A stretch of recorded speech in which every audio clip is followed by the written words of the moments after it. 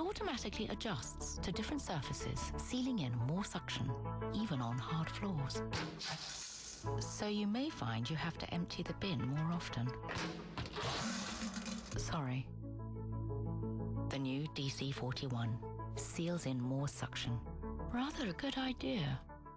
I went on Ancestry.com and found out my great-great-grandmother had 5 children and only 1 survived. It can be so easy to forget how lucky you are. Visit Ancestry.com right now and discover the world's largest online family history resource. Can you enjoy vegetables with sauce and still reach your weight loss goals? You can with Green Giant frozen vegetables. Over 20 delicious varieties have 60 calories or less per serving and are now Weight Watchers endorsed. Try Green Giant frozen vegetables with sauce. At a dry cleaner, we replaced people with a machine.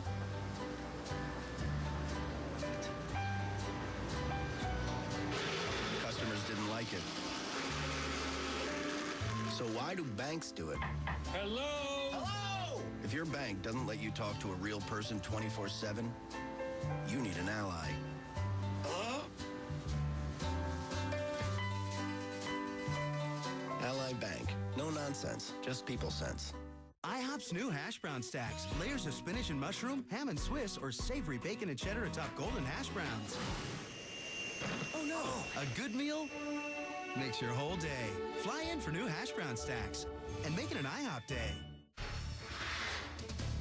All right, let me update you right now on what's going on. These are official votes because 88% of the precincts have now reported. And look at how close it is. Rick Santorum, look at this. He's 13 votes ahead of Mitt Romney, 26,552 to 26,539, both 25%. Ron Paul is coming in a distant third, not necessarily a distant third, but a significant third, 22,821 with 21%. Newt Gingrich, I should say, is a distant fourth, 13%, 14,300 or so. Rick Perry, he's 10% with 11,100. Michelle Bachmann, 5,500, only 5%. John Huntsman, 1%. Those are the official numbers with 88% of the precincts reporting.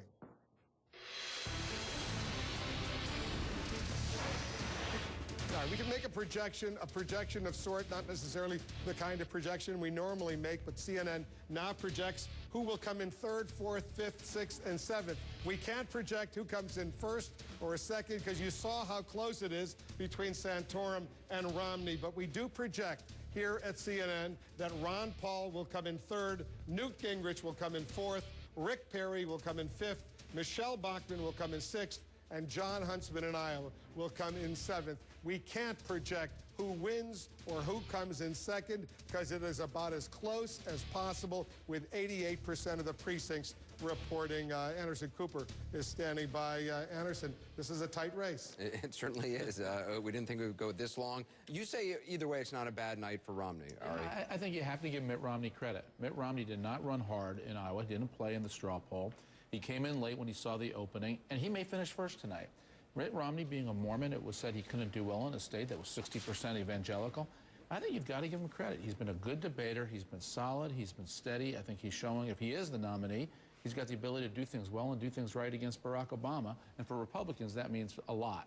So no matter who wins, whether it's Santorum or Romney, I think you've got to give Mitt Romney credit. I politely but vehemently disagree. The guy spent more money than anybody else. He was saying that he was going to win. Again, he said he was going to win that. If you took that money that other thing spent attacking Gingrich with 45% of the ads, Rick Perry can come close to what they spent. If you take all that money. The super he said he was the front runner the whole way. He gets 25% of the vote, which is the same thing that he got in 2008. And this is a much weaker field. This was a bad night. He's going to be the nominee, but this is not a good. Mitt Romney looks weak tonight. Well, difference of opinion here. We're going to talk more about it in just a few moments. Our coverage continues tonight.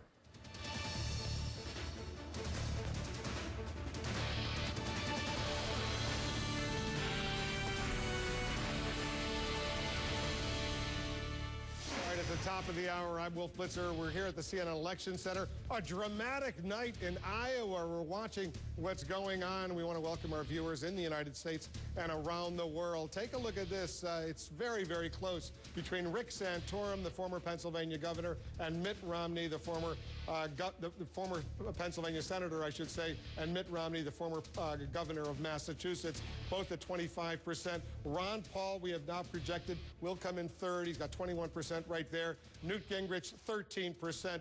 Rick Perry, 10%. Michelle Bachmann, the congresswoman from Minnesota, only 5%. John Huntsman, the former Utah governor, 1%. Let me show you our official projections as of right now, and we'll put it up on the board over here. We can't project who wins or comes in second because it is so close between Rick Santorum and Mitt Romney, but we can project that Ron Paul, the congressman from Texas, will come in third. Newt Gingrich, the former Speaker of the House, will come in fourth. Rick Perry, the governor of Texas, will come in fifth. Michelle Bachmann, the congresswoman from Minnesota, will come in sixth. And John Huntsman, the former U.S. ambassador to China, the former Utah governor, will come in seventh. Let's go to John King. He's monitoring what's going on at the Magic Wall. And it's a dramatic night. Who would have thought Rick Santorum and Mitt Romney would be fighting it out this late? And you're watching the map right now. Rick Santorum is purple. Mitt Romney is the dark red. You might be watching at home saying, hey, wait a minute. Rick Santorum has a lot more of the state. Why isn't he ahead by more votes? Well, Mitt Romney is winning where the people are. He's winning in where Des Moines is, in Polk County. And you look at the margins here, 98% of the vote counting. This gets important, Wolf, as we get closer to 100%. It's the largest county in the state. It's the largest county in the state. Governor Romney has a lead here over Ron Paul as second, Santorum third. This matters as you get close. If Romney's going to catch up, he's got to get the rest of the votes in these places where you have the people. Another place you look at here, Cedar Rapids, a place Romney carried last time, a big chunk of the state, 6% of the population. Again, he's leading out here, but 95% of the vote in. He needs the rest of those votes as this goes on. Same idea in the eastern part of the state, Dubuque, a large by Iowa standards population center. Governor Romney winning again. Senator Santorum, it looks a modest number of votes cast there. We're still waiting for 26% of the vote. This is critical to Governor Romney in the final count as we go. Look out here in the western part of the state. Woodbury County is where Sioux City is, carried by Governor Romney 4 years ago. Senator Santorum carrying the day right now with about 60% of the precincts in. And up here as well, you have populations up here. Sioux County, another conservative area with a decent-sized population. Senator Santorum winning there. As we watch this play out, I want to show you something. To go back 4 years, the middle of the state, with a couple of exceptions 4 years ago, was Mike Huckabee country. As we watch it tonight, it is largely Rick Santorum country, with the exception of Ron Paul. We project Ron Paul will be third. Ron Paul won one lonely county, Jefferson County, 4 years ago. We don't have any results there yet. It's a tiny county, Wolf. But look at how Ron Paul has stretched his map. Significant more presence across the state. A three-man race, Governor Perry winning two small counties down here. Gingrich and Bachmann each had a county earlier the night up here, gone now. We have essentially a three-way race, and as you watch, 88%, as we watch for the final precincts. Watch here, how Governor Romney does with the final votes here. Hold on a second. Take it away. Ron Paul is coming out over at Ron Paul headquarters. I got enthusiastic applause over there. He's about to speak. You see his son, Rand Paul, standing right behind him. Let's see if we can hear what Ron Paul, the congressman, is about to say. Thank you.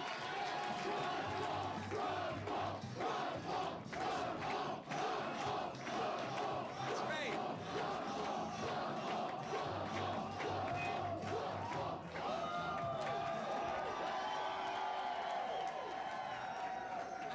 Thank you very much. Thank you. And I think you might recognize my wife. Her picture is on that cookbook. Anybody see that cookbook this year? Well, thank you very much. What a delightful crowd. And, you know, sometimes they say, boy, that was a good speech. I said, no, that was a good crowd. that makes all the difference in the world. You know, we talk about, and AJ mentioned, you know, one of 3 tickets out, which is obviously true, and one of 2 that can actually run a national campaign and raise the money. But there's nobody else that have people like you working hard and enthusiastic and believe in something.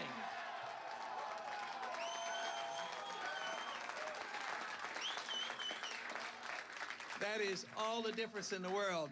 Before I continue with any more comments, I do want to bring, at least step forward, three of our chairmen. You met already, A.J. Stryker and David Fisher would step forward, as well as Drew Ivers, who's been the chairman, and they are on the Central Committee, and they have led the charge all throughout Iowa.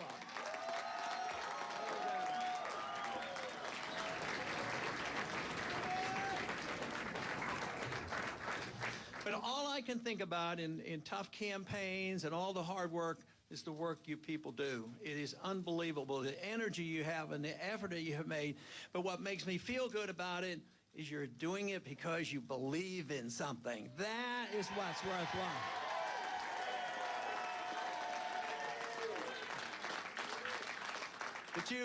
But you also know that there's two good things. Some people say, well, you guys just do that because you believe in something and promote a cause.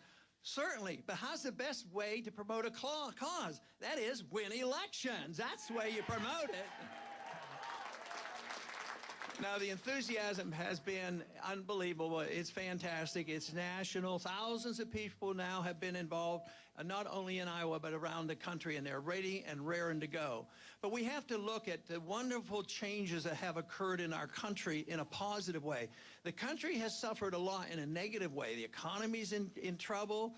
Our civil liberties are being trashed. Our foreign policy has been a mess and drains us both economically and our military forces. But at the same time, people are coming together, and we had the task, where we are very successful, is reintroducing some ideas the Republicans needed for a long time, and that is the conviction that freedom is popular.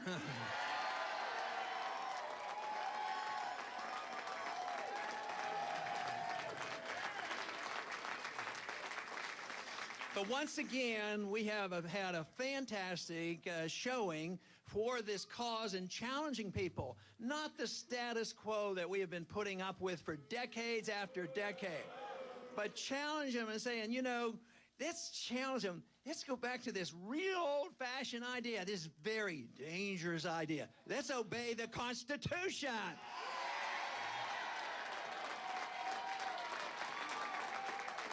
And too often, those who preach limited government and small government, they forget that invasion of your privacy is big government, and we have to emphasize protecting your personal rights and your economic rights are what the government's supposed to do. They're not supposed to run our lives or spend our money.